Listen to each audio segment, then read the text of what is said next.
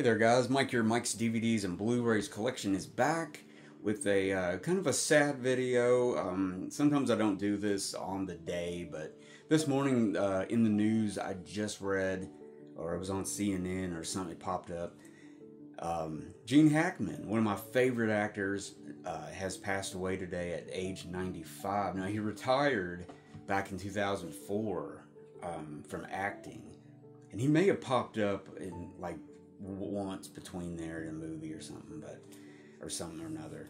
I think he wrote some books during that time. He was living in New Mexico with his wife, and this morning on the news, it was said that he, his wife, and his dog actually were all dead in the home. They said no foul play at this time. I don't know if it was natural causes or what. I'm not even going to speculate right now. But I thought I would show just some of my favorite Gene Hackman performances. I mean, God, he's done so many of them. And it's like I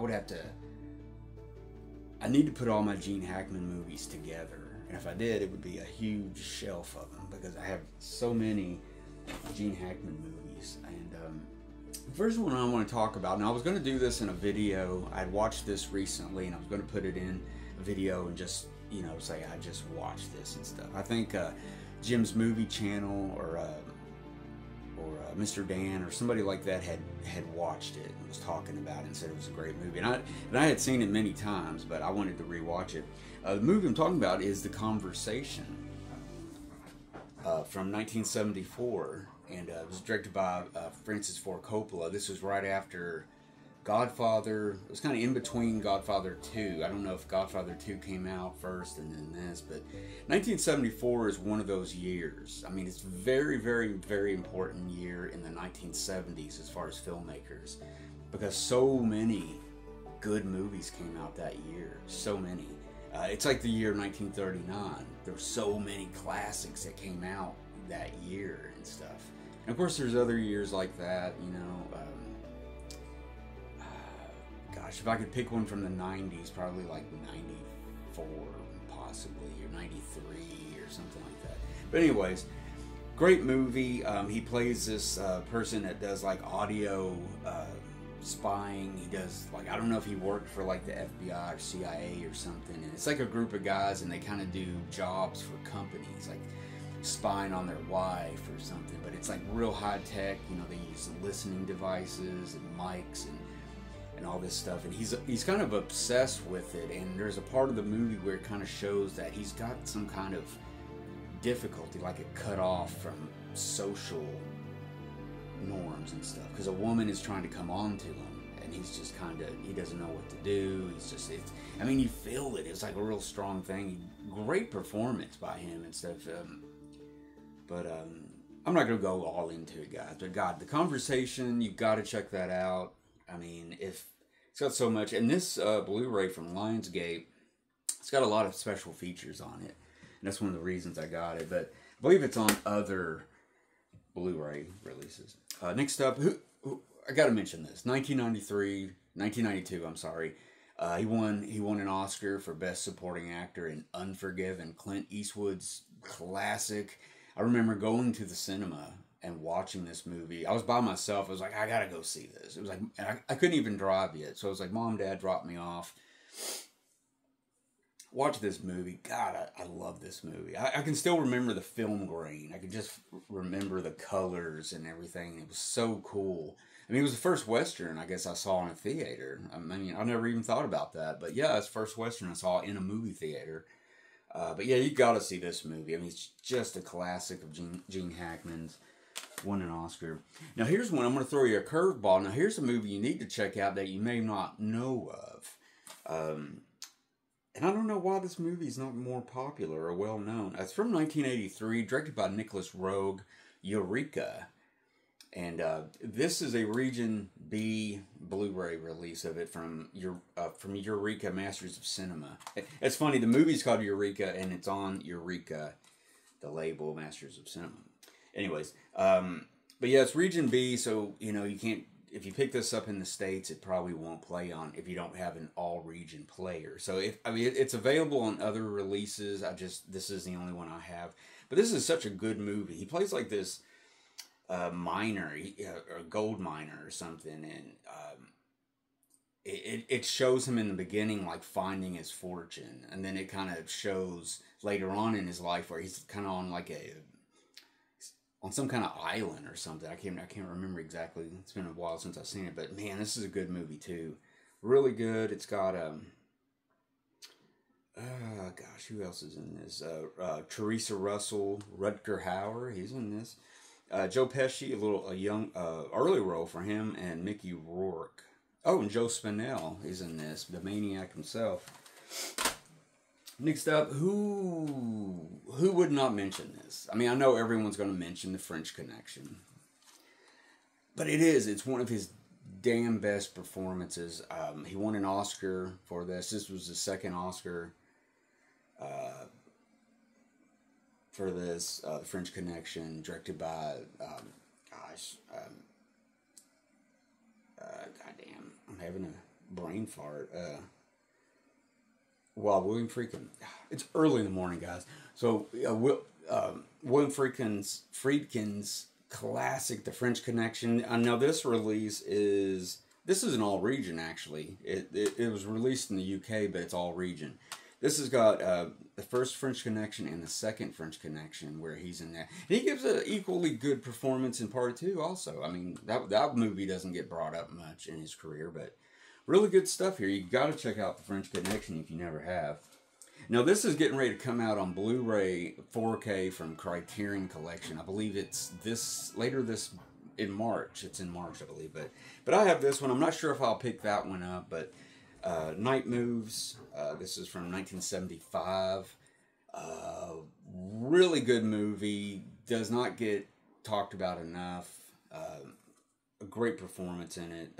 Arthur Penn directed this. Now, he was in Bonnie and Clyde. Arthur Penn directed that, and he was nominated for Best Supporting Actor back then for Bonnie and Clyde. But so he returns to this, and this is one of the key films, of the 1970s. It has to be Night Moves, and man, it's got some dust on it. Maybe you can see it better now. Night Moves. There you go. Next up, now this is just, I'm going to throw this out in the 1980s. I mean, I grew up in the 1980s. That's when I got, sharpened my movie skills and watched a lot of movies and stuff, right? So this was one of the popular movies that were out in the 80s. I mean, the 80s was the action movie decade, the thriller, the slasher, what else? Just the comedy films. I mean, the 80s had so many of those classics in that decade. I mean, just, So this is one of the many action films and stuff that came out. Narrow Margin with Gene Hackman and stuff. Now, this is a remake of the 1950, I think it's 1950, film noir movie of the same name, Narrow Margin. I think it's directed by Fleischer. What's his name? I think of his last name Fleischer. But anyways, Narrow Margin, great action thriller, suspense, mystery. Anne Archer, one of the big actresses, was in Fatal Attraction. But yeah, Gene Hackman, really, really solid performance. And then finally, guys, I mean, I just picked a handful of movies. I mean, God, he's in so many good ones. And I know I'm leaving some really good ones out. Now, he did some really good, like, oddball westerns in the 70s.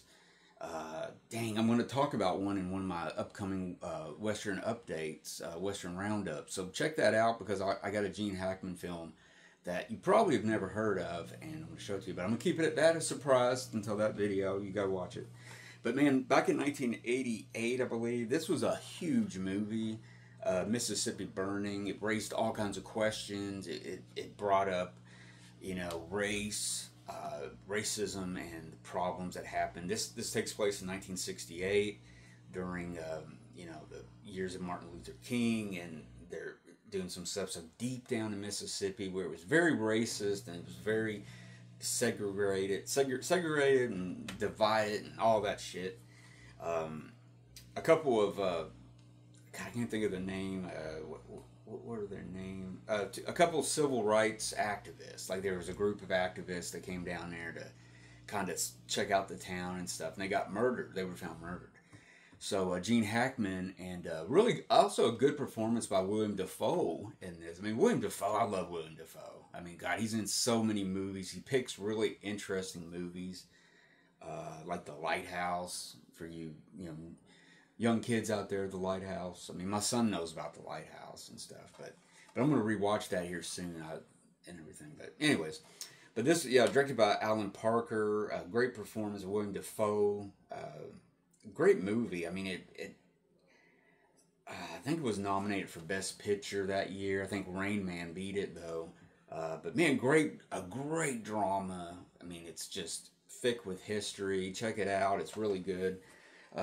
Another movie, I thought I had it at arm's reach, but a movie from 1986, I want to say, Hoosiers. And we actually went in 5th grade. I remember in 5th grade, my teacher, Mr. Scott, he was real into sports. He loved sports. I mean, when it was PE time, we went, and he was a nut. So he took us to, I remember this, the Cinema 3, and it's not there anymore. They've turned it into a climate-controlled warehouse. But yeah, the Cinema 3 screens. I saw Unforgiven there also.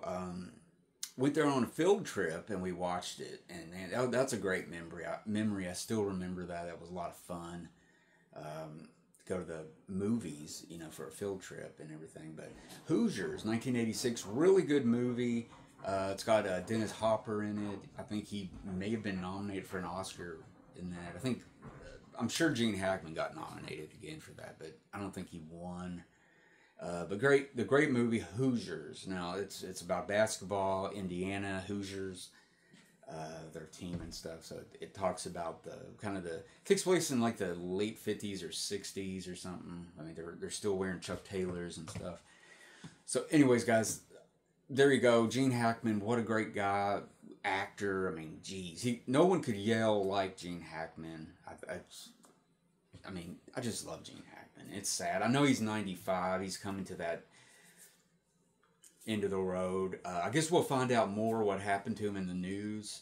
You know, like, because it's so weird that his wife, and his dog would all be found dead by the sheriff's department in New Mexico. So it's really weird. So there you go, guys. Check this video out, or check his videos out, and I'll see you guys later.